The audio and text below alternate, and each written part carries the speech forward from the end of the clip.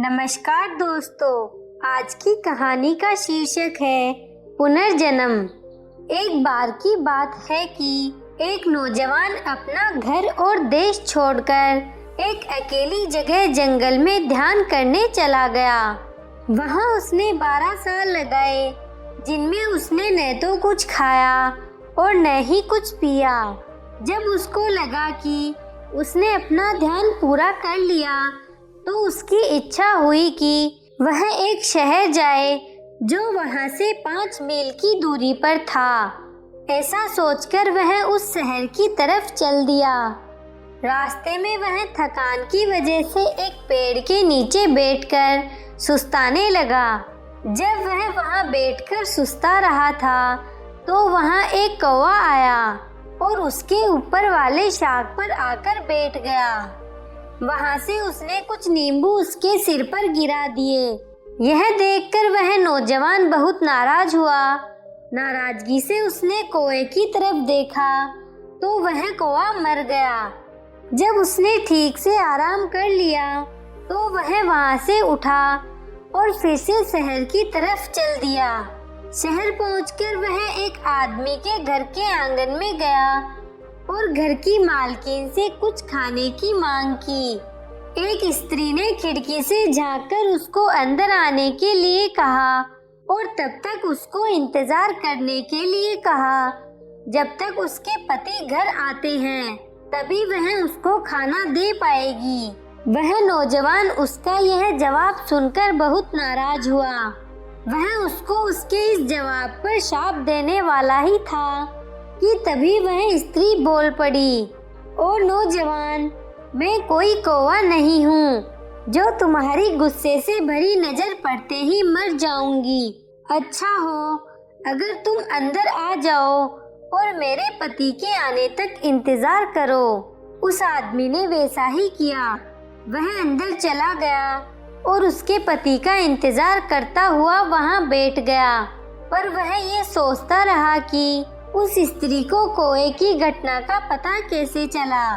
कुछ ही देर में घर का मालिक आ गया तो वह स्त्री उसके पैर धोने के लिए गर्म पानी ले आई। गर्म पानी से उसने अपने पति के पैर धोए, फिर उसको खाना खिलाया। उसके बाद उसने मेहमान को खाना दिया। जब उसने पेट भर खाना खा लिया तब उसने अपना खाना खाया। उसके बाद उसने अपने पति का बिस्तर लगाया। फिर जब वह अपने बिस्तर पर लेट रहा था तब उसने पैर धोए। सचमुच वह एक आदर्श पत्नी थी, ऐसा उस साधु को लगा जो अब तक यह सब देख रहा था पर बोला कुछ नहीं था। जब वह अपने पति के पैर धो रही थी तो उसने अपने पति से कहा, मुझे कोई कहानी सुनाओ। आदमी राजी हो गया और उसने एक कहानी सुनानी शुरू की। बहुत पुराने समय की बात है कि एक समय में एक ब्राह्मण रहता था। वह बहुत साल तक मरे हुए की बाद की दशा जानने की इच्छा में प्रार्थना करता रहा।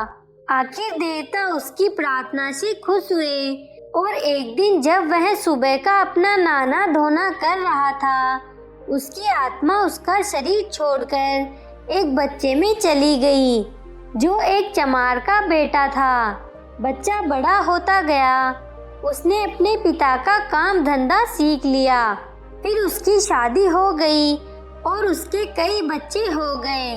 तभी अचानक उसको अपनी ऊंची जाति की याद आई तो वह सब कुछ छोड़कर किसी दूसरे देश चला गया। जैसे ही वह वहां पहुंचा तो उस देश का राजा मर गया। वहां उस राजा का कोई और वारिस नहीं था जिसको वे लोग राजा की गद्दी पर बैठा सकते। जो जैसा कि वहां का रिवाज था कि ऐसी दशा में वारिस का चुनाव करने के लिए वजीर लोग एक हाथी और एक बाज पक्षी को बाहर भेज देते थे। जिस किसी को भी हाथी और बाज राजा बना देते, वहां की जनता भी उसी को अपना राजा स्वीकार कर लेती। इसके अलावा और कोई चारा भी नहीं था। यह बड़े आश्चर्य की बात थी कि हाथी और बाज ने इस आदमी को अपना नया राजा चुन लिया। हाथी ने उसके सामने सिर झुकाया और बाज उसके दाएं कंधे पर बैठ गया। इस तरह से उसको राजा घोषित कर दिया गया। कुछ साल में उसकी पत्नी को उसका पता चला कि वह वहाँ है, तो वह उससे मिलने गई। उस समय लोगों को यह पता चला कि वह तो एक चमार है और उसकी पत्नी भी एक नीची जाति की है। यह जानकर लोग चिंता में पड़ गए। उनमें से कुछ तो वहाँ से भाग गए और कुछ भारी तप करने लग गए। कुछ लोग जलकर मर गए कि कहीं ऐसा ना हो कि उन्हें अपने धर्म की पूजा न करनी दी जाए। जब राजा ने यह सुना कि उसके राज्य में यह सब हो रहा है, तो उसने भी अपने आप को जला लिया। इसके बाद उसकी आत्मा ब्राह्मण के उसी शरीर में पहुंच गई जो नदी के किनारे पड़ा हुआ था। आत्मा के अंदर पहुंचते ही वह शरीर उठ खड़ा हुआ और अपने घर चला गया। पत्नी ने उसको आता देखकर उससे पूछा, अरे आज आप अपनी सुबह की पूजा बड़ी जल्दी कर आए। पर ब्राह्मण ने उसे इस बात का कोई जवाब नहीं दिया। उसके चेहरे पर बस आश्चर्य की एक झलक थी। उसने सोचा कि क्या यह उसका पुनर्जन्म था? क्या उसने वह सब कुछ सचमुच देखा था और या फिर वह केवल उसका एक सपना ही था? इस घटना के करीब एक हफ्ते बाद एक आदमी इस ब्राह्मण के आंगन में आया और बोला कि वह बहुत भूखा है, उसको कुछ खाना दे दिया जाए क्योंकि वह 5 दिन से भूखा है। इतने दिन से उसने कुछ भी नहीं खाया है क्योंकि वह अपने देश से निकलकर भागा फिर रहा है, क्योंकि एक चमार उसके राज्य का राजा बना दिया गया था। उसने आगे बताया कि वहाँ के सारे लोग इधर उधर भाग रहे हैं या फिर इस बुराई के परिणामों से बचने के लिए अपने आप को जला रहे हैं। ब्राह्मण को उस पर दया आ गई। उसने उसको कुछ खाना दे दिया पर कहा कुछ नहीं। वह सोचता रहा, मैं तो बहुत दिनों से चमार ही रहा हूँ। मैंने कई साल तक राजा बनकर राज भी किया है और यह आदमी मेरे विचारों की ही पुष्टि कर रहा है। तो भी मेरी पत्नी यह कहती है कि मैं किसी असाधारण समय के लिए घर से गायब नहीं रहा हूँ और मैं उसकी बात पर विश्वास करता हूँ क्योंकि वह भी और ज्यादा बूढ़ी नहीं दिखाई देती है और न यह जगह ही कुछ भी बदली हुई दिखाई देती है। वह आदमी अपनी पत्नी से बोला, यही मेरी कहानी खत्म होती है, जिसका मतलब यह है कि किसी आदमी के विचारों, शब्दों और कर्मों के अनुसार ही उसकी आत्मा कई स्तरों से गुजरती है। यहाँ के बाद एक दिन एक युग के बराबर होता है।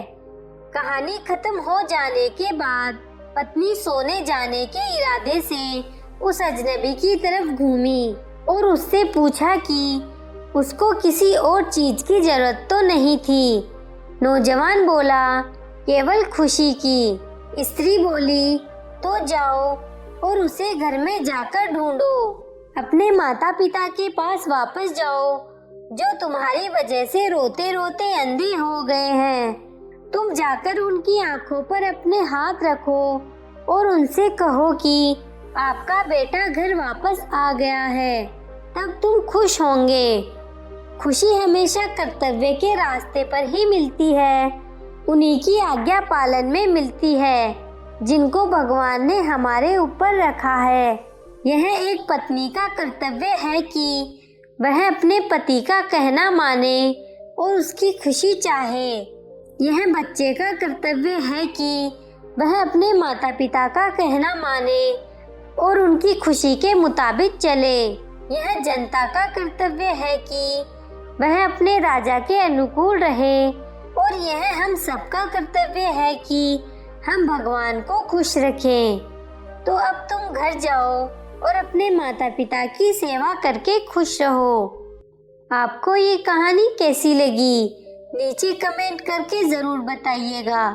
अगर आपको कहानी पसंद आई हो तो अपने दोस्तों के साथ ज़रूर शेयर करें और ऐसी ही प्यारी कहानियाँ सुनने के लिए हमारे YouTube चैनल को सब्सक्राइब करें।